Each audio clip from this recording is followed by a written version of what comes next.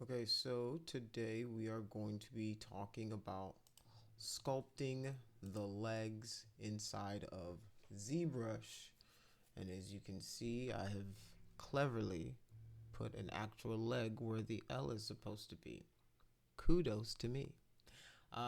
Yes, funny as that may be, let us talk about the lesson goals and the overview for studying feet. It's not just a weird fetish, it's actually a study when it comes to sculpting the anatomy. All right, so we're gonna learn the landmarks of the leg, understand the bone and the muscle structure.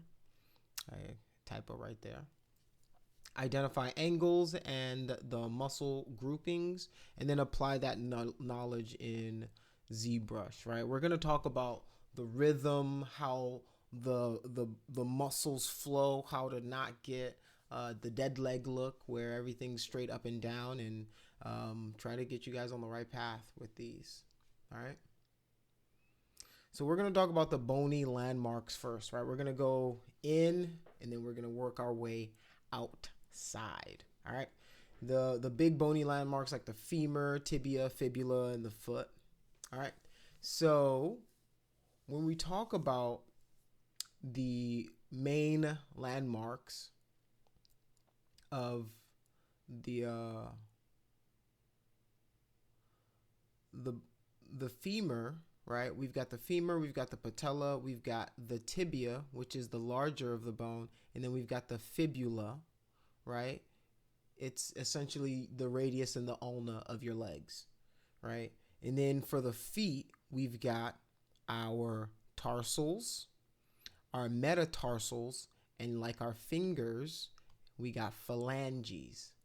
All right, dancing phalanges, right? Tarsals, metatarsals, and then phalanges. On our hand, it's our carpal, metacarpal, and then phalanges, right? So you can see how those kind of translate.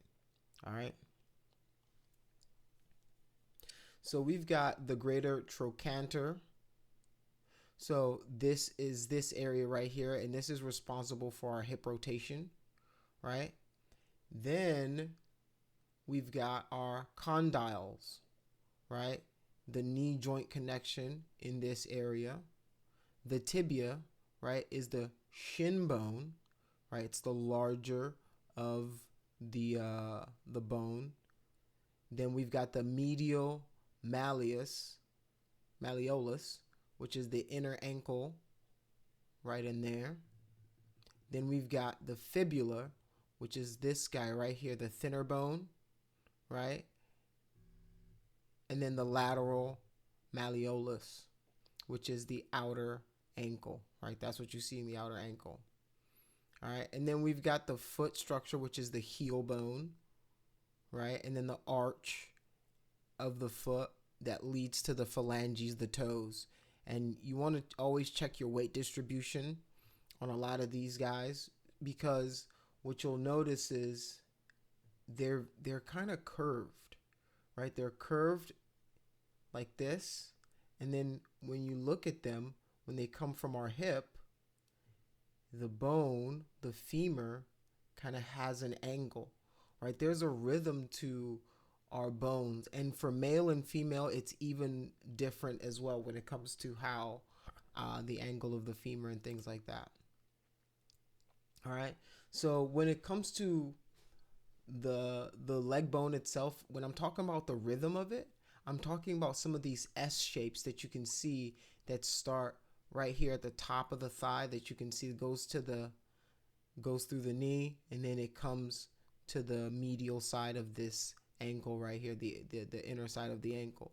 Right, you've got all these S shapes, right? These curves and the flow of them, right? When you're addressing the muscle, they're essentially like little teardrops is how I would kind of describe it, like little teardrops that go in and out and weave in and out of our muscle, tendon, bone, attaching to the hip, to the pelvis, to the femur, right?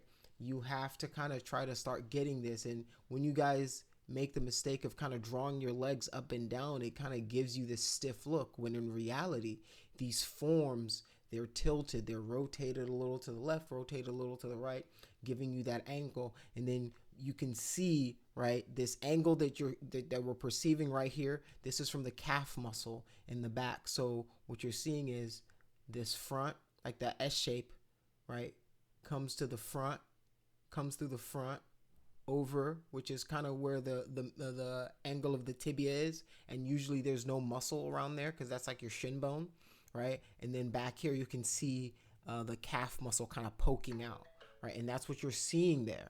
So these are the things that you need to start remembering, keeping an eye out for, right? It helps in the beginning stages to keep these on deck with you, these PowerPoints with you, so you have ideas of what to look for, right? So I've also included, this is where you look at the fibula bone right here. It's thin, it's got sharp bladed kind of angles to it, right? If you even feel your own shin, right, it's kind of got a flat surfaced edge to it, right? And you can see how some of those muscles, right, attach to it, right? So now let's talk about the muscle groups and the key angles for the leg, all right? So when we talk about the muscle groups and the forms of the leg, let's talk about the upper thigh first, right? The upper thigh, we've got the quadriceps, right, your quads, and then you've got your hammies, right? These guys right here, the bicep femoralis, right? And this semitendinosus right here. These are your hammies, right? You pop these, it's gonna be a good couple months before you recover them, and then they heal back up, right? Oops, let me go back up. Right?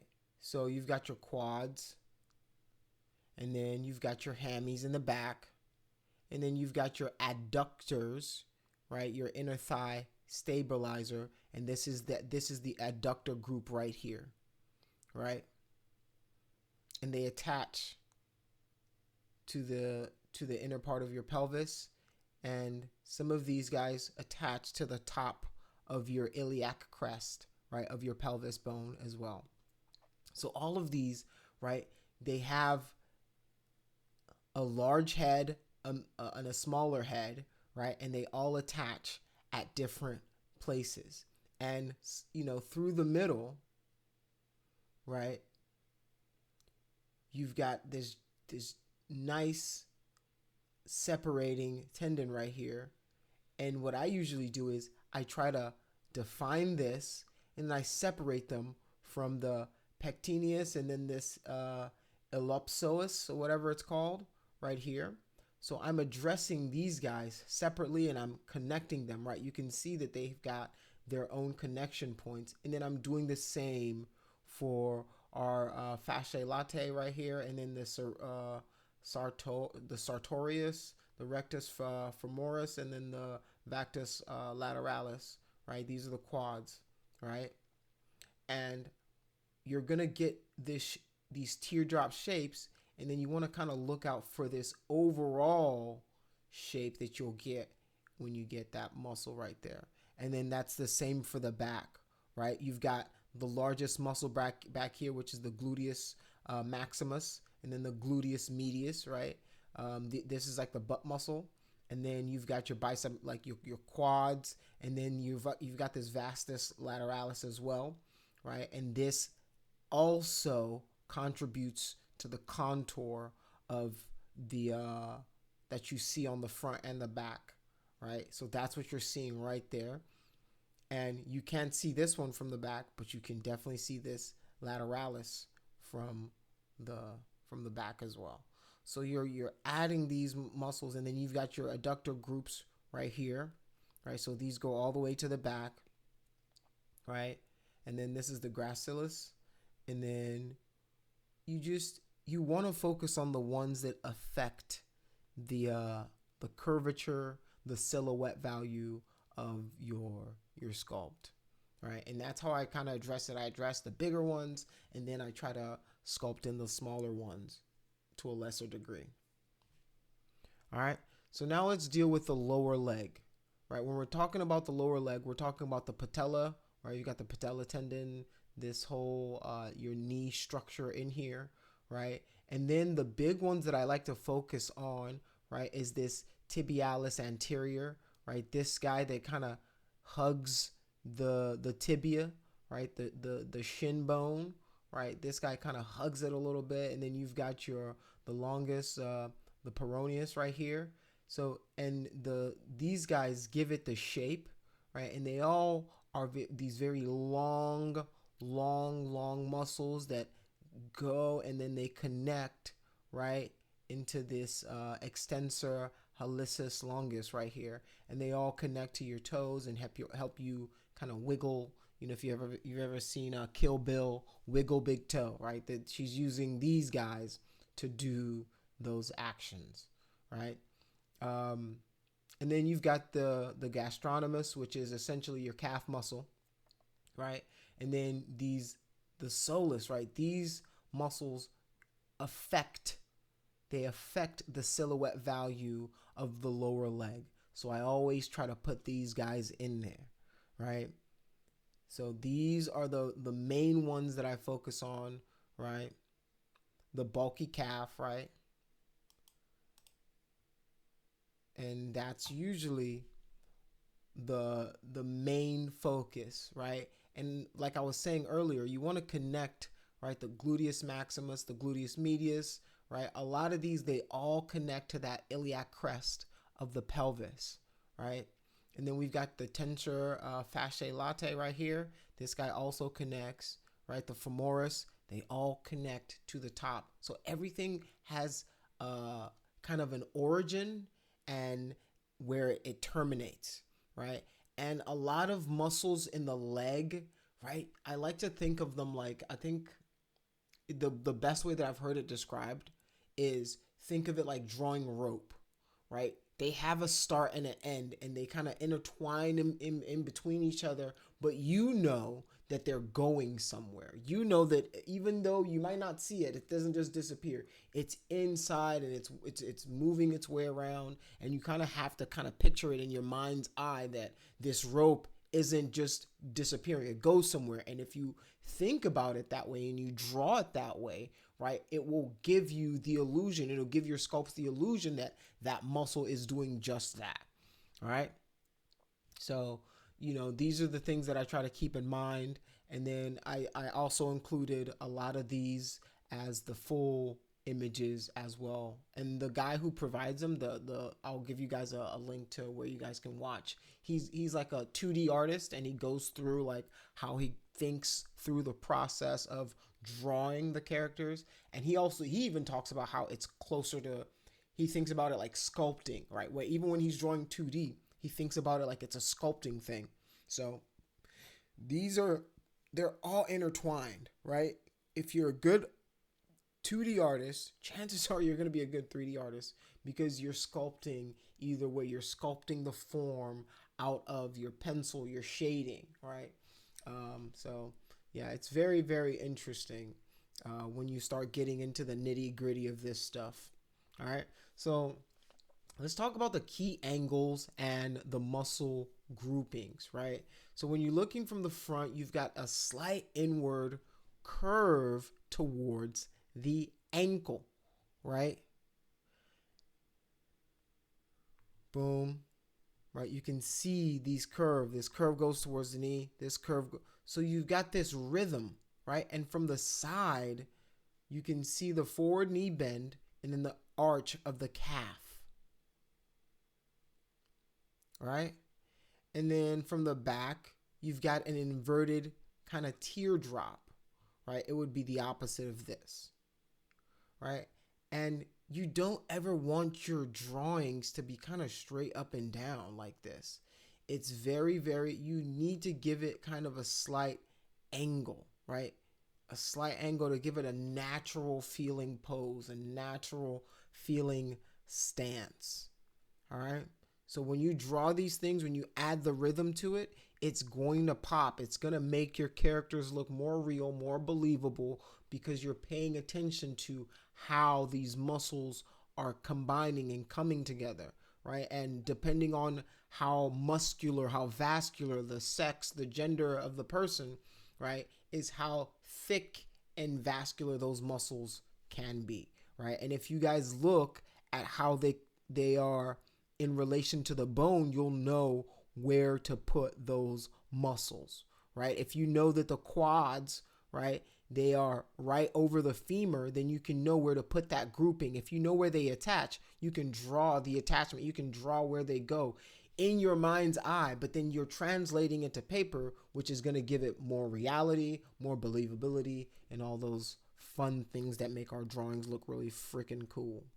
All right. And when I talk about let's talk about the rhythm some more. When I talk about the rhythm, I'm talking about how these flow, right? You can see that they're, from the gluteus maximus and medius, right, to these inner thigh muscles, to the quads, to the knee. There's this undulating kind of pattern that you're getting. It's not like this, right? The way in your mind, when you see like really comic book characters, you think it looks like this, right? You think it looks like these little bubble shapes, but it's not. They're not doing that, right? That's your eye kind of interpreting it in a very simplistic way. What's really happening is you have these undulating kind of shapes where the muscles start right here, and they finish right here. Then another muscle group starts right there, and then it finishes right there. Then another muscle group starts right there, right? These different kind of teardrop kind of sections of the muscle groups help us to understand and translate the form, right? And then if we look at these bony landmarks, right, I can tell the patella tendon, the flats, right, the knee is over here, right? I've got my radius that's coming. It's a little curved. You can see, right? If you see this impression, you can see this impression of where that is, right? Right behind it is the fibula, right? And that's what's giving us what we're seeing right here is the calf. What we're seeing right here is the calf muscle, right? And when we know these things, we can draw these things. We can attempt to make our drawings, our sculpt, look a little more real, look a little better, right? And that's the goal of this stuff, right? So when I talk about, we've been talking about some of the mistakes that you guys, students make. And some of those is overinflated muscles. All right, your legs do need balance. Avoid making the thigh and calf too exaggerated, unless you're an animator for Baki or something like that, right? Like don't do it unless you're doing Attack on Titan or one of these overtly, muscled up animes. You're not gonna need that. A lot of people's are very tame. The muscle builders are not the average, right? They're the 1%, the same way that the obese population is in the 1%, the marginal percentage, as well as the super skinny people, right? These are extremes, right? The average is what we usually go for because, well, that's what we're used to seeing pretty much every day on TV, and these extremes, when you see it, you'll know. So another thing that, you want to think about is the medial surface of the tibia is not covered in muscle. Therefore, it is a good bony landmark, right? Right here. It's kind of like your shin, right? Like that part of it that's really flat, that if you get hit there, hurts so bad. Don't get a cleat here. I'm telling you, don't get a cleat right in this area, right? Right along here, right? You're gonna be in for a bad time. All right, so, these landmarks are important. So the tibia as a form at its distal end is the prominent medial bony landmark for the ankle, right here. All right, so the tibia at this landmark right here, this is the ankle. This is where it starts to connect with the foot to give the foot its rotation, right? So when we look at the knee, right, we've got the kneecap, right? We've got the lateral epicondyle and the femur right here, number 2. We've got the head of the fibula right here. We've got our tibial tuberosity right here, which is like this, that bony part that looks like that's right under the knee, right? It always looks like there's 2 points on the knee. That's this part right here. All right. So now if we go to number 5, right here, we're going a little more to the exterior of it, right? We're going one level above. Now we've got our patella ligament that connects the knee, right? We've got this vastus medialis right here, right? Remember I told you there's that band, that tendon that kind of goes across that I use to kind of divide my muscle. All right. So, and then you've got interpatellar fat pads that are right under. These are like kind of help to soften and cushion your knee a little bit, so it's not bone on tendon or bone on bone. And if you do lose a lot of this stuff, you get it's very, very painful for your knees, right? You want your fat pads, you want your ligaments, all of that stuff is like the cushion. They're like shock absorption for our knees, right? So you're not just landing on bone all the time, and that'd be super painful. All right. So number 8 is the vastus lateralis. That's that bigger muscle in the thigh. And then quadricep tendon is number 9, right? This is what connects the quads, right? And the inner thigh, right? We've got these adductor longus muscles right here, right? And these are the muscles that connect right into that pelvis area. So when we talk about the mechanics of the knee, right? The knee rotates on with what is like a gimbal joint, like a joint. And it's not on a fixed axis.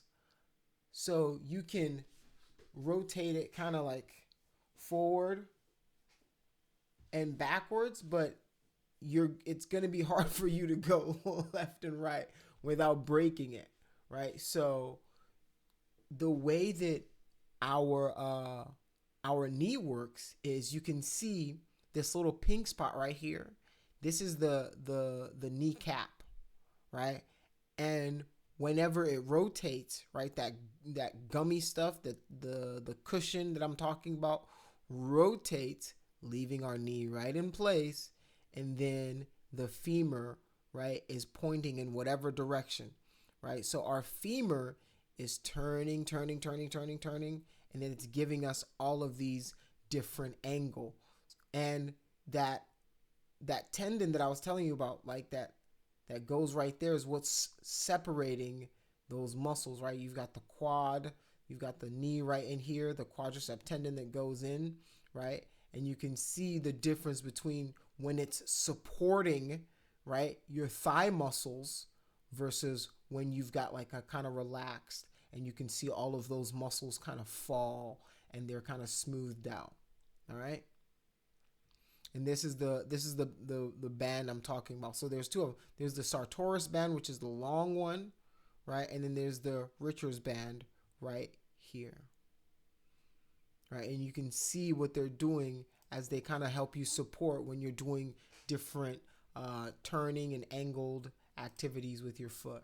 And then whenever it's relaxed, you can see that the quads and all the muscles right there, the medialis, vastus medialis and stuff, they start to relax, right? You can see the difference right here. You can see that little muscle right over there. All right. So when we're talking about the tibia anterior, going lower again, right? The tibialis anterior and then the tibia, right? You've got, it's round because there's that muscle right in front of it, but right beside it, right? You can see where the bone is and how it drops right here, and that's that ankle. And you can see even the angle of our ankle. It's not like straight up like this. It's angled, right? There's a rhythm to everything. Everything has a rhythm, the way it goes. It starts, stops, right? You can see where that tendon goes, right? And where it connects, where it starts, where it gets almost like a teardrop, giant teardrop, comes back down. All right, and then when we turn around to the back, right, when we've got the gastrocnemius head, or the heads, which are your calf muscles, right, and then you've got your Achilles tendon right here, right, the Achilles heel, right. You guys, if you guys know about the tale of the Greek hero Achilles, right, this is what they're talking about, right. When they say that your Achilles heel, this is it. Very, very hard muscle or tendon to tear and walk. It's impossible. It's very painful, and man, you can see it sometimes on the football field when people play football, that sometimes it's like it snaps and you can see it almost like roll back into their leg, right? Because they'll be running, and then for them, it's like somebody kicked them, is how they explain it. They'll say, yeah, it felt like somebody kicked me. And you'll see them on the football field. They'll be running, and they'll look back. Like, there's nobody behind them, but they'll look back because they think somebody kicked them, and they just drop to the ground. Well, that Achilles tendon just snapped, rolled back, right? Or a calf. Like, it's one of those things that it doesn't give you a warning when it's going to go. It just goes, and it's very, very important to us standing and being able to walk and things like that.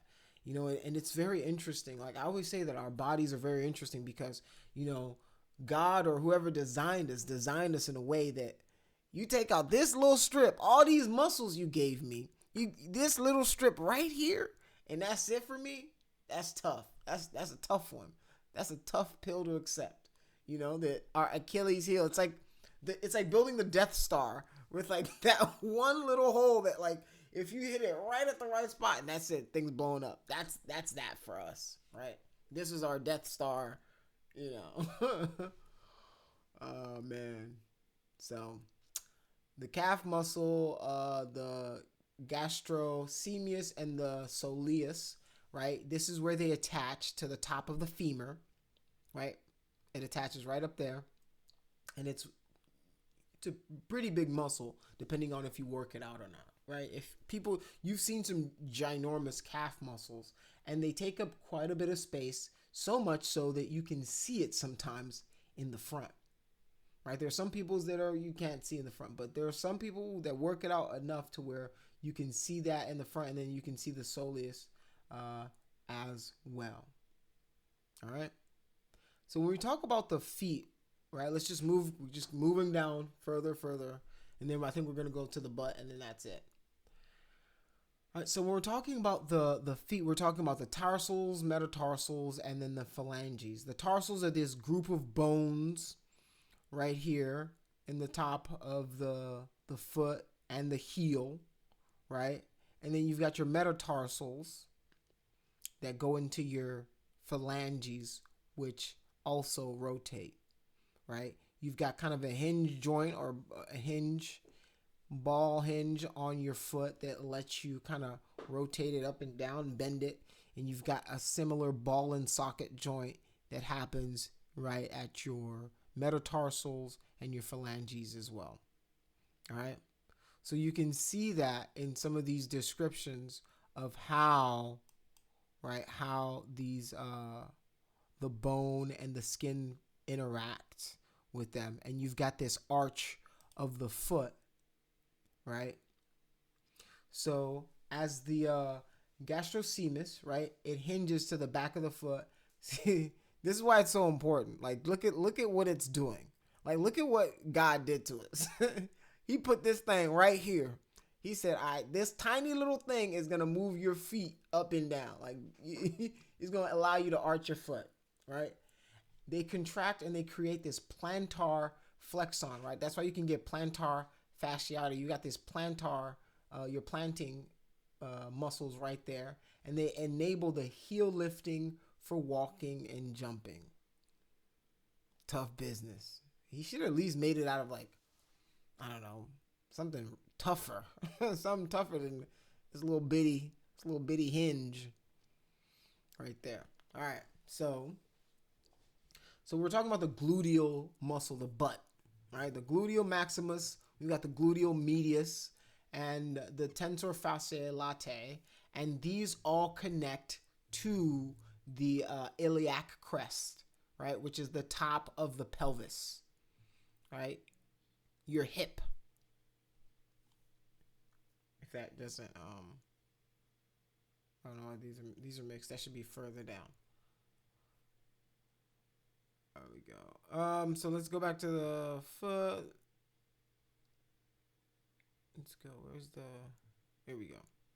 All right. So this is what I want to talk about next, which is the muscles in the.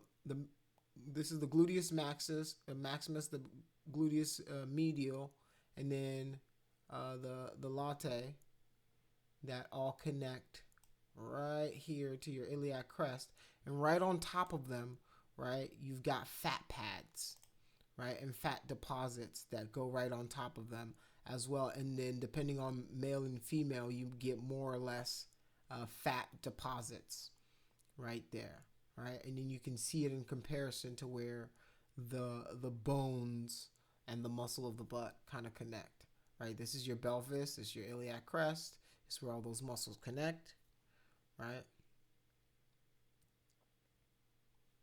Right, and it does the same for the front, where the sartorius, right, and then that latae muscle, this is the coffee muscle right here, they all connect to the iliac crest, right? Everything connects to the hip, right at top here, and they all go out and do their jobs, right?